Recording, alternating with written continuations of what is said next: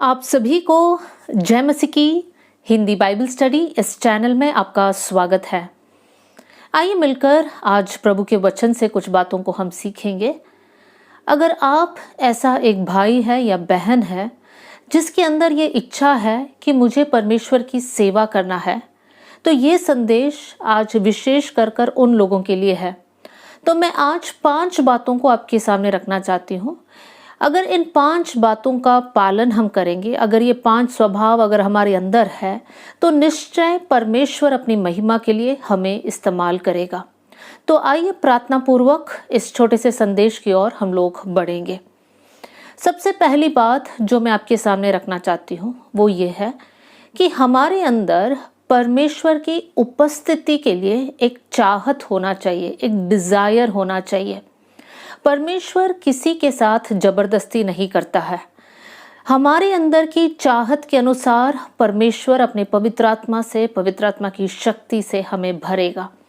तो सबसे पहली बात जिसकी तरफ हमें ध्यान देना है वो ये है, have a desire for the presence of God. परमेश्वर की उपस्थिति के लिए एक बहुत बड़ी चाहत हमारे अंदर होना चाहिए। हम प्रभु के वचन में भी यही पढ़ते हैं। लूका अध्याय 9 आयत 23 में, यदि कोई मेरे पीछे आना चाहे, यहाँ पर परमेश्वर कहता है कि अगर किसी को मेरा चेला बनना है, अगर कोई चाहता है कि वो मेरे पीछे आए, यहाँ पर जिस शब्द पर हम लोग फोकस कर रहे हैं वो ये है, एक इंसान के अंदर चाहत होना चाहिए। परमेश्वर जबरदस्ती लोगों को अपनी तरफ खींचता नहीं है। जब हमारे अंदर एक चाहत है, परमेश्वर हमारे सामने रास्ता को खोलता है और हम परमेश्वर के पास, परमेश्वर के निकट हम आ सकते हैं। तो आज सबसे पहला सवाल जो हमें अपने आप से पूछना है वो ये है, क्या मेरे अंदर वो चाहत है? क्या मैं ये चाहती हूँ कि मुझे परमेश्वर के करीब जाना है? मेरे प्रियो, बाइबल में से मैं कुछ लोगों का उदाहरण को आपके सामने रखना चाहती हूँ। मूसा के बारे में हम पढ़ते हैं निर्गमन अध्याय 33 आयत 15। एक्सोडस चैप्टर 33 वर्स 15 में मूसा प्रार्थना करता है, परमेश्वर से कहता है कि प्रभु अगर आप हमारे साथ नहीं चलते हैं तो हमें यहाँ से आगे नहीं ले चलना। मतलब मूसा क्या कहना चाहता है? मूसा ये कहना चाहता है, प्रभु हमें आपकी उपस्थिति चाहिए। अगर आपकी उपस्थिति हमारे साथ नहीं है तो हमें यहाँ से आगे नहीं भेजना। मूसा इजरायलियों का एक लीडर है। मूसा के द्वारा परमेश्वर ने बहुत सारे अद्भुत काम को किया, लेकिन मूसा कभी भी इन अद्भुत कामों के बेसिस पर आगे नहीं बढ़ना चाहता है। मूसा कहता है, प्रभु मुझे आपकी उपस्थिति चाहिए। मेरे प्रियो, परमेश्वर आपके जीवन में अद्भुत कार्य किए हैं और वो पिछले दिनों में आपने महसूस किया है, लेकिन उन दिनों का अद्भुत कार्यों को याद करते हुए आज का जीवन हम नहीं जी सकते हैं। अगर आपको परमेश्वर के साथ चलना है तो हर दिन आप परमेश्वर से कहना चाहिए कि प्रभु आप मेरे साथ रहना, आप मेरे साथ चलना। एक दिन की शुरुआत होते ही आपको प्रभु के साथ समय बिताना है और परमेश्वर से कहना है, प्रभु आप मुझे गाइड करना, आप मुझे सिखाना, मुझे आज क्या करना है, क्या नहीं करना है, कौन कौन से निर्णय मुझे आज लेना है, इन सारी बातों में आप मेरा गाइड करना। मेरे प्रियो, जब हम लोग भजन संहिता में भी आते हैं, मैं 1-2 आयतों को आपके सामने रखना चाहती हूँ। भजन 84 और उसका पहला और दूसरा आयत, भजन 84 वर्स 1 और 2। ये कोरह वंशियों के द्वारा लिखा गया भजन है और यहाँ पर हम पढ़ते हैं, हे सेनाओं के यहोवा तेरा निवास क्या ही प्रिय है। मेरा प्राण यहोवा के आंगनों की अभिलाषा करते करते मूर्छित हो चला। मेरा तन मन दोनों जीवते परमेश्वर को पुकार रहे हैं। यहाँ पर कोरह वंशियों के मन की बातों को हम समझ सकते हैं कि वो लोग परमेश्वर के लिए कितने भूखे हैं, कितने प्यासे हैं। वो कहता है, मेरा तन मन जीवते परमेश्वर को पुकार रहा है। यहाँ पर वर्स 10 में भी हम पढ़ सकते हैं इसी भजन में, यहाँ पर इस प्रकार लिखा है, तेरे आंगनों में का एक दिन और कहीं के 1000 दिनों से उत्तम है। मेरे प्रियो, यहाँ पर प्रभु के कुछ भक्त लोग मिलकर कहते हैं कि परमेश्वर तेरे आंगनों का एक दिन बाकी कई हजारों दिनों से उत्तम है। मेरे प्रियो, यहाँ पर परमेश्वर के निवास स्थान, परमेश्वर की उपस्थिति से प्रेम करने वाला एक भक्त के भजन को हम पढ़ सकते हैं। दाऊद के जीवन के बारे में हम पढ़ सकते हैं। दाऊद कैसा परमेश्वर के लिए तरसता था, प्रभु की उपस्थिति के लिए।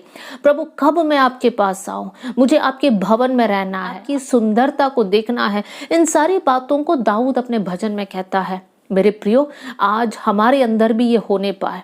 वचन में लिखा है, धन्य है जो धार्मिकता के भूखे और प्यासे हैं, क्योंकि वे तृप्त किए जाएंगे। अगर आपके अंदर एक भूख और प्यास है तो परमेश्वर निश्चय आपका भूख और प्यास को मिटा देगा। लेकिन आज से लेकर हम लोग हर समय ये बोलने पाए, प्रभु से बात करने पाए कि प्रभु मुझे आप चाहिए, मुझे आपकी उपस्थिति चाहिए, मुझे आपके साथ साथ सफ़र करना है, साथ साथ चलना है। आपके साथ बैठकर प्रभु जब मैं वचन पढ़ती हूँ, आप मुझसे बात करना, मुझे सिखाना कि मैं आपसे ज़्यादा प्रेम कैसे करूँ, मैं आपके निकट कैसे आऊँ, क्योंकि प्रभु आपके बिना मेरा जीवन अधूरा है। इस प्रकार अगर हम कह पाएंगे तो निश्चय परमेश्वर आपके चाहत को देखकर आपको परमेश्वर अपनी महिमा के लिए इस्तेमाल करेगा। दूसरी बात, जब आपके अंदर एक चाहत है तो साथ में आपको ये भी याद रखना है, आपको अपने जीवन को पूरी रीति से परमेश्वर के सामने समर्पित करना है। परमेश्वर समर्पित लोगों को चाहता है। इसलिए लूका 9:23 में हमने इस प्रकार पढ़ा, यदि कोई मेरे पीछे आना चाहे तो वह अपने आपे से इनकार करे। जब मैं और आप परमेश्वर के सामने समर्पित करते हैं, इस प्रकार के शब्द को बोलते हैं, उसका मतलब ये है कि हम लोग अपनी इच्छा को मारकर हम लोग परमेश्वर से कह रहे, प्रभु मेरी इच्छा नहीं, आपकी इच्छा मेरे जीवन में पूरा होने पाए। मेरे प्रियो, जब हम ऐसे कहते हैं, बहुत से वक्त हम जो चाहते हैं उसको लेकर हमें साइड में रखना है और परमेश्वर से कहना है, मेरी चाहत नहीं प्रभु, आपकी इच्छा मेरे जीवन में पूरा हो सकता है हम लोगों को कठिन समय से होकर जाना पड़ेगा, हमें घोर अंधकार की तराई से होकर जाना पड़ेगा, लेकिन परमेश्वर की इच्छा हमारे जीवन में पूरा होते समय इससे बढ़कर आनंद और खुशी और कुछ नहीं है। समय और परिस्थिति हमारे खिलाफ होगा, लेकिन परमेश्वर की इच्छा जब हमारे अंदर पूरा होता है, वो हमारी इच्छा के अनुसार नहीं, वो परमेश्वर की इच्छा और परमेश्वर की महिमा के लिए होगा। आज मैं आप लोगों से पूछना चाहती हूँ, क्या आप ये चाहते हैं कि परमेश्वर की इच्छा आपके अंदर पूरा हो? क्या आप अपनी इच्छा को अपने जीवन से निकालना चाहते हैं? अगर निकालना चाहते हैं तो आप प्रभु की इच्छा को कर पाएंगे। मेरे प्रियो, बहुत से वक्त हम हमारे जीवन के बारे में कुछ सोचते हैं कि मुझे जीवन में ये करना है, ऐसे बनना है, मेरे बच्चे ऐसे ऐसे करेंगे, ऐसे ऐसे बनेंगे। हमने बहुत प्लान्स बना के रखा है, लेकिन मेरे प्रियो, हमारे प्लान्स बहुत से वक्त परमेश्वर की इच्छा के अनुसार नहीं होता है।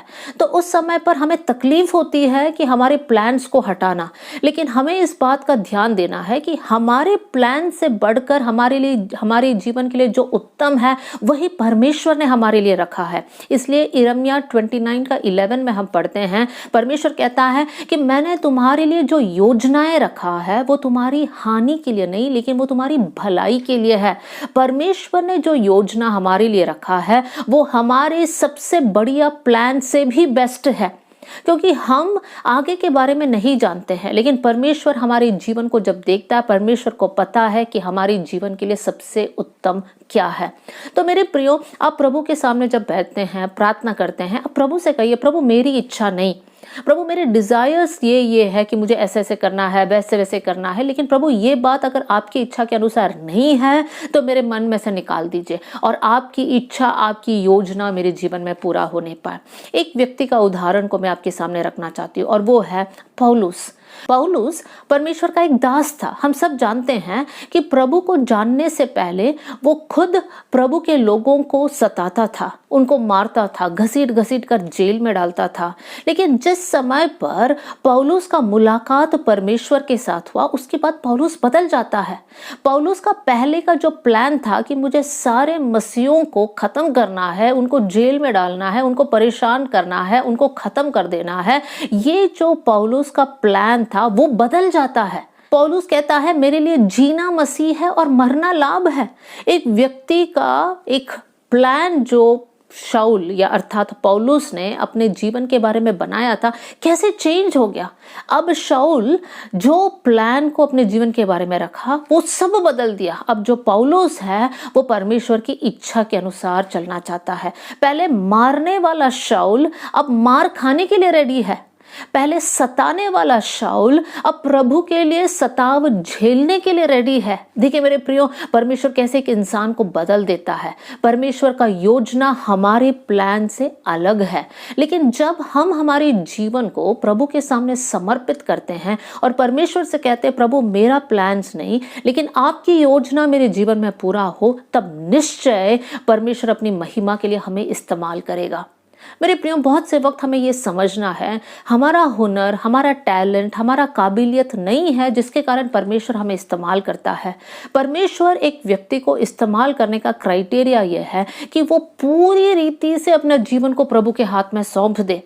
वो पूरी रीति से ये कहे कि मुझे शरीर के अनुसार नहीं चलना है, मुझे आत्मा के अनुसार चलना है। इसका मतलब मुझे पाप नहीं करना है लेकिन मुझे वचन के अनुसार चलना है। मेरे प्रियो, जब ये एक इच्छा एक व्यक्ति के अंदर उत्पन्न होता है और वो परमेश्वर से कहता है प्रभु मेरे जीवन को आप अपनी मर्जी के अनुसार चला, तब परमेश्वर उस व्यक्ति को इस्तेमाल करने लग जाता है। जैसा एक लेखक के हाथ में एक पेन होता है, पेन के अंदर वो सोच नहीं है, वो हुनर नहीं है, लेकिन पेन जब एक लेखक के हाथ में है तब लेखक उस पेन को इस्तेमाल कर कर अपना कहानी को या अपना आर्टिकल को बहुत सुंदर तरीके से उसको लिख लेता है। हमें भी समझना है हमारे अंदर ज़्यादा हुनर नहीं है, लेकिन जब हम प्रभु के हाथ में अपने आप को सौंप देते हैं, परमेश्वर जो बुद्धि में अगम है, परमेश्वर हमें अपनी महिमा के लिए इस्तेमाल करेगा। तो अगर आप चाहते हैं कि आपको परमेश्वर यूज़ करे या आप प्रभु के हाथ में एक उपयोगी बर्तन बने, तो ये समझना बहुत ज़रूरी है कि परमेश्वर मैं अपनी लाइफ को तेरे हाथ में समर्पित करती हूँ। समर्पण करना थोड़ा डिफिकल्ट है क्योंकि हमें अपनी इच्छाओं को हटाना मुश्किल लगता है, लेकिन हमें जब समझ आता है कि ये मेरे लिए या ये मेरे जीवन के लिए सबसे उत्तम है, तब हम लोग खुशी खुशी इस बात को कर सकते हैं। तीसरी बात जो मैं आपके सामने रखना चाहती हूँ वो ये है, हर मौका जो आपके जीवन में आता है उसको इस्तेमाल कीजिए, उसको अपने जीवन से जाने मत दीजिए। जब मौका मैं कहती हूँ तो मैं दो बातों को आपके सामने रखना चाहती हूँ। कुछ ऐसे मौके हमारे जीवन में आता है जहाँ पर हम सीख सकते हैं, और कुछ मौका हमारे सामने ऐसा आता है जहाँ पर हम सेवा कर सकते हैं। इन दोनों को अपने सामने से निकलने की अनुमति नहीं देना है। मेरे प्रियो, हमारे अंदर सीखने का एक मन होना चाहिए। जब आप वचन पढ़ते हैं, प्रभु से कहना प्रभु मुझसे बात करना, मैं सीखना चाहती हूँ। जब आप प्रार्थना करते हैं, परमेश्वर से कहना प्रभु मेरे मन को खोल दीजिए, आपकी बातों को मैं सीखना चाहती हूँ। इस प्रकार का एक सीखने का मन हमारे अंदर होना चाहिए। इतना ही नहीं, जब हम प्रभु के लोग एक साथ आकर संगति करते हैं, वहां पर भी हमारे अंदर सीखने का एक मन होना चाहिए। बहुत से वक्त जब लोग एक दूसरे को देखते हैं, उनके जीवन की कमियों को बताते हैं, वो इन लोग प्रभु में आकर भी ऐसे ऐसे पाप करते हैं, इनके जीवन में ये गलती है, इनके जीवन में ये लापरवाही है। मेरे प्रियो, हम वो लोग ना बने जो दूसरों की कमियों को ढूंढते हैं, लेकिन हमें वो लोग बनना है जो दूसरों को देखकर, उनके अच्छे गुण को देखकर हम लोग उसको सीखने वाले बन जाए। मेरे प्रियो, परमेश्वर ने आपके लिए प्रभु के दास दासियों को भेजा है। उनके जीवन को जब आप देखते हैं, बहुत कुछ सीख सकते हैं। हम लोग सीख कर ही आगे बढ़ सकते हैं। इतना ही नहीं, जब आप वचन पढ़ते हैं, प्रभु के दास दासियों के जीवन को आप पढ़ते हैं, उनके जीवन से हम सीख सकते हैं। ओ, वो लोग ऐसे प्रभु के सामने चले, ऐसे अपने जीवन को समर्पित किया, ओ ये उन्होंने वो काम किया जो परमेश्वर को अप्रसन्न किया, वो मुझे नहीं करना चाहिए। इस प्रकार हम लोग बहुत बातों को सीख सकते हैं। इतना ही नहीं मेरे प्रियो, बहुत समय हमारे जीवन में ऐसे भी आता है जहां पर हम कुछ बातों को सीख सकते हैं। हो सकता है आप कुछ म्यूजिकल इंस्ट्रूमेंट सीख सकते हैं, कंप्यूटर सीख सकते हैं, कुछ ऐसा कोई भी एबिलिटी जिसके प्रति आपको एक इंटरेस्ट है। हो सकता है सिलाई है, प्रभु के वचन में एक ऐसी बहन है जो सिलाई का हुनर को इस्तेमाल कर प्रभु की सेवा किया। वो हमें ये समझना है कि हमारे अंदर हुनर होना जरूरी है, मतलब कोई स्किल होना जरूरी है। क्योंकि पहले मैंने कहा हमारे हुनर के अनुसार नहीं, लेकिन यहां पर मैं कहती हूं कि हमें कुछ बातों को सीखना है ताकि उसके जरिए हम प्रभु की सेवा कर पाए। लेकिन ये स्किल के कारण नहीं, लेकिन जब हम अपने जीवन को समर्पित करते हैं, हमने जो सीखा वो स्किल को परमेश्वर हमारे जीवन के द्वारा इस्तेमाल करेगा। तो हम स्किल के ऊपर पूरी तरह से डिपेंडेंट नहीं है, लेकिन हमारा भरोसा प्रभु पर है। इसका मतलब ये नहीं कि प्रभु पर भरोसा कर हम शांत रहें। जहां कहीं हमें मौका मिलता है, हमें बातों को सीखना है। वचन को सीखे। अगर आपको प्रभु के वचन को दूसरों के सामने रखना है तो सबसे पहले आपको सीखना पड़ेगा। आप सीखे बिना कैसे दूसरों को सिखा पाएंगे? तो मेरे प्रियो, हमारे अंदर सीखने का एक मन होना चाहिए। इतना ही नहीं, हमारे अंदर सेवा करने का एक मन होना चाहिए। कितनी बार ऐसे हुआ है कि हमारे पास मौका आया लेकिन हमने उस मौके का इस्तेमाल नहीं किया। मेरे प्रियो, किसी के लिए वेट करने की जरूरत नहीं है कि कोई आकर मुझसे कुछ कहेगा। अगर आप कहीं देखते हैं कि आप आराधना के बाद उठ रहे हैं और उस हॉल में कुछ कूड़ा पड़ा है, कुछ पेपर्स पड़े हैं, कुछ टॉफी के रैपर्स पड़े हैं, तो आप वेट मत कीजिए कि कोई आकर आपसे कहेगा। आप चुपचाप उठाकर उसको फेंक सकते हैं, आप उसको साफ रख सकते हैं उस जगह को। आप उस मौके का इस्तेमाल कर रहे हैं जहां पर आप प्रभु की सेवा कर सकते हैं। बहुत से वक्त लोग चाहते हैं, क्योंकि हम इंसान हैं तो हमारे अंदर ये चाहत आता है कि लोग देखें कि हम कुछ कर रहे हैं और लोग हमारी तारीफ करें। मेरे प्रियो, प्रभु की सेवा करते समय हमें एक बात समझना है कि हमें लोगों की तारीफ नहीं चाहिए। हम जो भी प्रभु के लिए करते हैं चुपचाप करते रहिए। परमेश्वर जो देखता है, जो गुप्त में हम करते हैं, परमेश्वर सबके सामने उसका प्रतिफल हमें देगा। तो आज मैं आपको उत्साहित करूंगी, आप ढूंढिए कहां कहां आप प्रभु की सेवा कर सकते हैं। आप थोड़ा जल्दी जाकर कलीसिया में जाकर या आपके आराधना के उस जगह में जाकर आप कुछ सेवा कर सकते हैं। झाड़ू मार सकते हैं, धरी बिछा सकते हैं, चेयर को आप रख सकते हैं, या कुछ भी आप कर सकते हैं। आप कीजिए, उस मौका को आपके हाथ से जाने नहीं देना। जहां जहां आप परमेश्वर के लिए कुछ कर सकते हैं वहां पर आप करने के लिए आगे बढ़िएगा। हो सकता है आज तक आप मौके का इस्तेमाल नहीं किया, लेकिन आज से लेकर आप परमेश्वर से कहिए, प्रभु जी, हर एक अपॉर्चुनिटी जो मेरे सामने आता है, जहां पर मैं सीख सकती हूँ मैं सीखूंगी, जहां पर मैं सेवा कर सकती हूँ मैं सेवा करूंगी। मेरे प्रियो, प्रभु के दासों के जीवन से हम इन बातों को देख सकते हैं कि लोग प्रभु की सेवा किया। यीशु मसीह ने एक बहुत बढ़िया उदाहरण हमारे लिए छोड़ा। यीशु मसीह ने अपने चेलों का पैर धोया। यीशु मसीह गुरु होकर अपने चेलों के पैर क्यों धोए? क्योंकि यीशु मसीह हमको सिखाना चाहा कि सेवकाई मतलब दूसरों की सेवा करना। सेवकाई का ये मतलब नहीं है कि सब हमारी सेवा करें। सेवकाई का ये मतलब है कि हम नम्र होकर दूसरों की सेवा करें। जब ये मनसा हमारे अंदर आएगा कि हमें दूसरों की सेवा करना है, तब निश्चय परमेश्वर हमें और ज्यादा इस्तेमाल करेगा। मेरे प्रियो, एक आयत को मैं आपके सामने रखना चाहती हूँ, और वो है लूका का सुसमाचार अध्याय 8 का 18। Luke 8 verse 18। यहाँ पर हम पढ़ सकते हैं, इसलिए चौकस रहो कि तुम किस रीति से सुनते हो, क्योंकि जिसके पास है उसे दिया जाएगा और जिसके पास नहीं है उसे वो भी ले लिया जाएगा जिससे वो अपना समझता था। मेरे प्रियो, जब हम परमेश्वर की सेवा करते हैं हमको ये बात समझना है, जब हमको एक मौका मिला और हमने उसको यूज किया, हमारे लिए दूसरा मौका रेडी रहेगा। जब हम दूसरा मौका यूज करते हैं हमारे सामने और 4 मौके आएंगे, या हो सकता है और डबल मौके आएंगे। तो जितनी बार हम परमेश्वर की सेवा करते हैं बिना कुड़कुड़ाए, बिना शर्त रखते हुए, हमारे लिए और भी दरवाजे खुलते जाएगा। लेकिन आपके सामने एक मौका आया और आपने सोचा, ओ कोई और करने दो, मैं नहीं करूंगी या मैं नहीं करूंगा, तो अगली बार आप चाहते हुए भी आपके सामने कोई मौका नहीं आएगा। तो जिनके पास है उनको और दिया जाएगा, जिनके पास नहीं है, जो उनको लगता है ये मेरा है, वो भी उनके हाथ से ले लिया जाएगा। तो इस वचन को हमें बहुत चौकस होकर सुनना जरूरी है। आज आप क्या चाहते हैं? प्रभु के हाथ में इस्तेमाल होना चाहते हैं? तो मेरे प्रियो, हर अपॉर्चुनिटी को लेकर आप सीखिए और सेवा कीजिए। हम आगे बढ़ेंगे। चौथी बात जो आपके सामने रखना चाहती हूँ वो ये है, हम लोग कभी भी बहाना बोलकर पीछे नहीं हटना है। जैसे मैंने पहले कहा, हमें हर मौका का इस्तेमाल कर कर सीखना है या सेवा करना है। तो ये भी उसके साथ जुड़ा हुआ है कि मौके को देखकर हमें कभी बहाना नहीं बोलना है, क्योंकि परमेश्वर हमारे बहाने को कभी एक्सेप्ट नहीं करेगा। परमेश्वर चाहता है कि हम कदम बढ़ाकर प्रभु की सेवा करें। बाइबल में कुछ लोगों ने बहाने बोले या उनका एक्सक्यूज दिया, लेकिन परमेश्वर ने कभी एक्सेप्ट नहीं किया। मूसा प्रभु के सामने खड़े होकर कहता है, परमेश्वर मैं सही से बात नहीं कर सकता हूँ, मेरा जीभ मोटा है, लेकिन परमेश्वर कहता है कि मैं तुम्हारे साथ रहूंगा। परमेश्वर मूसा और हारून के जरिए इजराइल को मिस्र देश से बचाया।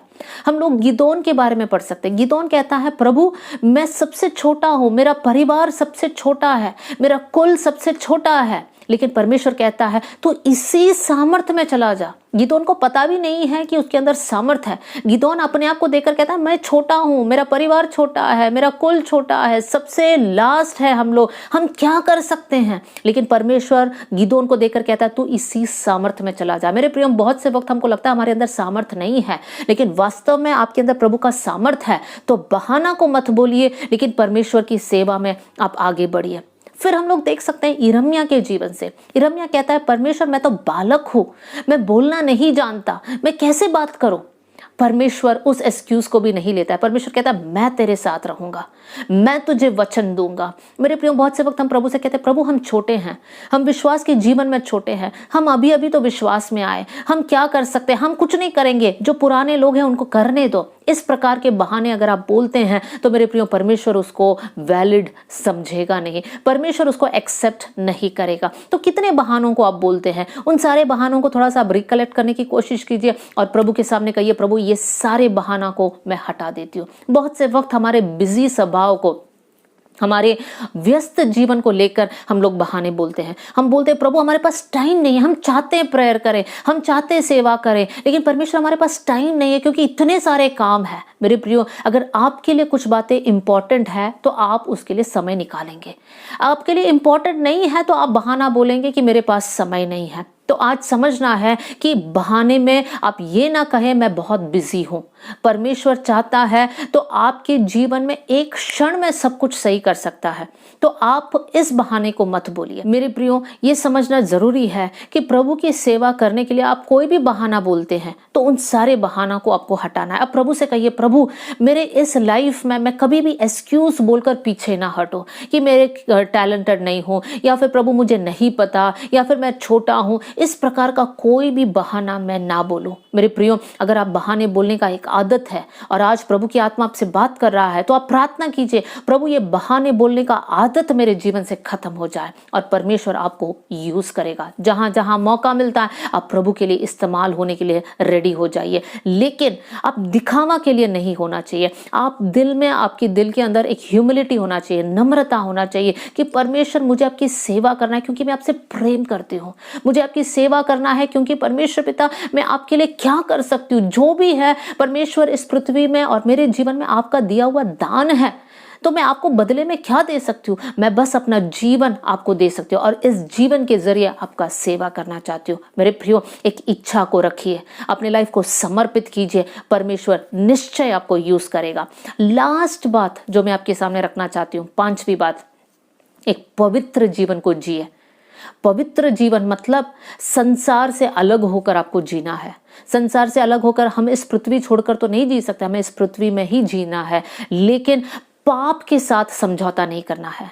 एक पाप में जीवन आप जी रहे हैं और फिर परमेश्वर से आप कह रहे हैं प्रभु पवित्र आत्मा से भर दो। कैसे एक अशुद्ध बर्तन में परमेश्वर अपने पवित्र आत्मा को उंडेलेगा?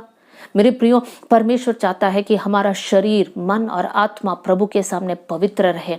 इसलिए रोमियो 12 उसका पहला और दूसरा अध्याय में इस प्रकार हम पढ़ सकते हैं, पौलुस इस प्रकार कहता है कि तुम्हारे शरीर को पवित्र, जीवित और परमेश्वर को भावता हुआ बलिदान करके चढ़ाओ। मेरे प्रियो, हमारा लाइफ परमेश्वर के सामने एक बलिदान होना है और वो भी पवित्र लाइफ होना चाहिए। तो अगर आपके जीवन में अपवित्र वस्तु है तो उसको उठाकर फेंक दीजिए। अपवित्र स्वभाव है उसको निकाल दीजिए। अपवित्र सोच आपके अंदर है, आप प्रार्थना करें प्रभु ये सोच यीशु के नाम से निकल जाए। मेरे प्रियो, आप खुद व्यभिचार के सोच रहे हैं और आप दूसरों की सेवा करना चाहते हैं, आप कैसे कर पाओगे? परमेश्वर आपको इस्तेमाल नहीं करेगा। तो आपके जीवन की सारे अशुद्ध बातों को निकाल दीजिए। हो सकता है झूठ है, हो सकता है कपट है, हो सकता है घमंड है, हो सकता है आप दुचित्ता है। ये सारे स्वभाव को अपने जीवन से निकालिए। कैसे आप निकाल सकते हो? आप प्रभु के वचन को पढ़िएगा, परमेश्वर आपसे बात करेगा। साथ में आप उपवास लीजिए, प्रार्थना करें कि प्रभु मुझे पवित्र होना है, आप मेरी मदद करना। ज्यादा से ज्यादा वचन को पढ़िए, वचन आपको शुद्ध करेगा। वचन के जरिए आपको पता चलेगा कि मुझे अपने कमियों के ऊपर जय कैसे पाना है और आप परमेश्वर के लिए एक पवित्र और उपयोगी बर्तन ठहरेगा। पवित्रताई के साथ साथ आपके अंदर प्रार्थना करने का एक स्वभाव होना चाहिए और वचन को पढ़कर मनन करने का एक स्वभाव होना चाहिए। मेरे प्रियो, बहुत से लोग हैं जो वचन के बारे में कुछ नहीं चाहते हैं, लेकिन उनके अंदर इच्छा है कि मुझे प्रभु की सेवा करना है। ऐसे लोग सेवा नहीं कर सकते हैं। हमें सबसे पहले, अगर आपके अंदर इच्छा है कि मुझे प्रभु की सेवा करना है, तो ये आपको कोशिश करना है कि समय अलग कर कर वचन सीखे। मेरे प्रियो, पवित्र आत्मा शिक्षक है, पवित्र आत्मा हमको सिखाएगा। और जब आप एक भूख के साथ प्रभु के वचन को पढ़ते हैं, निश्चय परमेश्वर आपको सिखाएगा, परमेश्वर के वचन के जरिए आपसे बात करेगा। और जब आप प्रभु के वचन को सुनेंगे, आप दूसरों को समझा पाएंगे। तो आप अपने जीवन को पवित्र रखिए। प्रार्थना का एक स्वभाव आपके अंदर होना चाहिए और वचन पढ़ने का एक स्वभाव। प्रार्थना के लिए एक समय निकालिए और परमेश्वर से कहिए, प्रभु मुझे सेवा करना है, अपनी पवित्र आत्मा से मुझे भर दीजिए, अपने अभिषेक से मुझे भर दीजिए। और साथ में जब आप पूरे दिन में अलग अलग काम करते हैं, आपके अंदर से प्रार्थनाएं निरंतर उठना चाहिए कि परमेश्वर यूज मी, प्रभु मैं आपके हाथ में एक उपयोगी बर्तन बनूं। इस प्रकार का एक डिजायर जब आपके अंदर है, परमेश्वर निश्चय आपको आशीष देगा। तो आज 5 बातों को मैंने आपके सामने रखा है। एक और बार उन 5 बातों को मैं शेयर करना चाहती हूँ। सबसे पहले, आपके अंदर एक चाहत होना चाहिए प्रभु की उपस्थिति के लिए। दूसरी बात, आप अपने जीवन को पूरी रीति से परमेश्वर के हाथ में समर्पित कीजिए और परमेश्वर से कहें, मेरी इच्छा नहीं प्रभु, आपकी इच्छा मेरे जीवन में पूरा हो।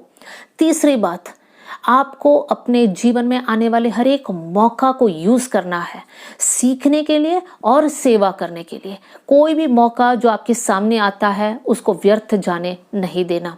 चौथी बात, कभी भी बहाने बोलकर पीछे नहीं हटना। और 5वीं बात, अपने जीवन को पवित्र रखिए और साथ में प्रार्थना और वचन में आगे बढ़िए। परमेश्वर निश्चय आपको अपनी सेवकाई के लिए यूज करेगा। आइए हम लोग प्रार्थना करें। स्वर्गीय पिता, इन वचन के लिए मैं धन्यवाद करती हूँ। सुनने वाले हर एक भाई और बहन के लिए मैं दुआ करती हूँ प्रभु, ये वचन उनसे बात किया इसलिए धन्यवाद प्रभु। ये वचन के जरिए वो लोग उत्साहित होने पाए, आपके करीब आने का एक इच्छा उनको देना, अपना जीवन को आपके हाथ में समर्पण करने के लिए आप उनको मदद करना परमेश्वर पिता। हर मौके को यूज कर प्रभु जी, बहाने को हटा कर प्रभु जी, परमेश्वर प्रार्थना में, वचन पढ़ने में और पवित्रता में वो लोग आगे बढ़ने पाए। मैं दुआ करती हूँ प्रभु जी, जिनके अंदर ये डिजायर है कि मैं प्रभु के हाथ में इस्तेमाल किया जाऊं, इस समय वो लोग पवित्र आत्मा की सामर्थ को पाए परमेश्वर पिता, और आपकी राज्य की बढ़ोतरी के लिए आप उनको इस्तेमाल करना। थैंक यू प्रभु कि आपने हमारी प्रार्थना सुन लिया। सारा आदर, सारी महिमा आपको देते हुए प्रभु यीशु मसीह के नाम से हम मांगते हैं, आमीन।